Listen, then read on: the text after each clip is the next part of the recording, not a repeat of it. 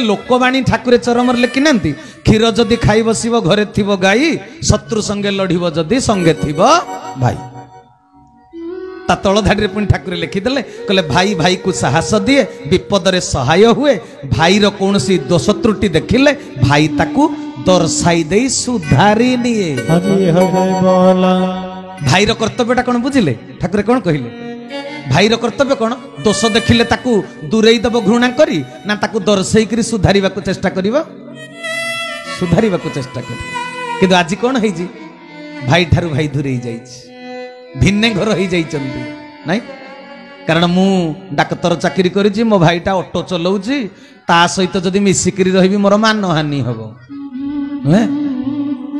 आउ समाज रे मोर प्रतिष्ठा अछि तार प्रतिष्ठा नाही पुणी आउ गोटे कथा जदि ता सहित जड़ित होइकरी रहिबी तबे ता झियो बाहागर बेलकु से तो गरीबटा मते लक्षे काळे दबाकू पड़िबो आगुआ बाट काटी दैथिबे भल भाई ठारू आज भाई दूरेई जाउछि विकृत मानसिकता विगत जुग मानक अवतार पुरुष जो शिक्षा देइचंदी ताको माने ग्रहण कले ना तू किछि सत्य बोली कहिबेनी तबे भाई ठारू भाई दूरे जाउछि काहेकि स्वार्थपर मोर धन अधिका हबो नहीं तार धन कम